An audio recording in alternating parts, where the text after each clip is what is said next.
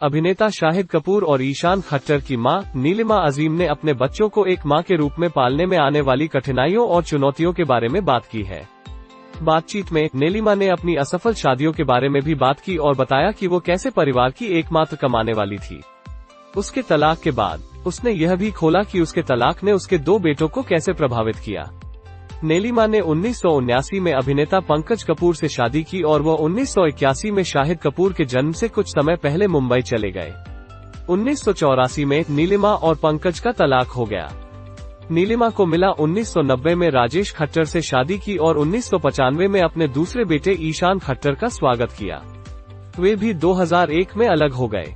India today के साथ एक साक्षात्कार में नीलिमा ने कहा, मैं बहुत गर्व से कहूंगी कि मेरे दोनों बेटों ने बहुत सारी चुनौतियों का सामना किया, क्योंकि दुर्भाग्य से मेरी दोनों शादियां विफल हो गईं और इसके कारण थे और मुझे उसमें जाने की आवश्यकता नहीं है। यह अतीत की बात है और अब यह सब बहुत अच्छा है। इसलिए वे शाहिद और ईशान उन उतार चढ़ावों से गुजरे और नीचे एस और मैं ब्रेकडाउन भी कहूंगा। और फिर मैंने भी कार्यभार संभाला। उसने आगे कहा, इसलिए मैं ज्यादातर कमा रही थी। एक समय था जब मैं काम में बेहद व्यस्त था। मुझे सेट पर जाना पड़ता था और लंबे समय तक काम करना पड़ता था क्योंकि मैं शो चला रहा था और मैं कमाने वाला था। उतार चढ़ाव थे। मेरे बच्चे इन सब से चमके। उसके लिए मैं उन्हें एक अतिरिक्त बैच देता हूँ क्योंकि वे दूसरी तरफ भी जा सकते थे। वे इसके कारण हारे हुए भी हो सकते थे। उन्हें सैकड़ों समस्याएं हो सकती थी जो उन्हें कुछ भी हासिल न करने के रास्ते पर ले जाती।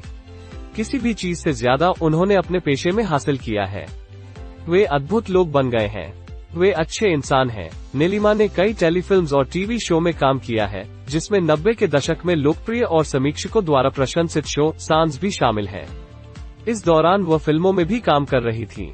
नीलिमा ने सड़क, सलीम लंगड़े पे मत रो और सूर्यवंशम जैसी फिल्मों में अभिनय किया है। उन्होंने अपनी पहली फिल्म इश्क विश्क में शाहिद कपूर की ऑन स्क्रीन मां की भूमिका भी निभाई। समर्पित पेशेवर जो सिनेमा और टेलीविजन के बारे में अपनी पूरी जीवंतता से लिखते हैं। विचारों, समीक्षाओं और समाचारों की अपेक्षा करें।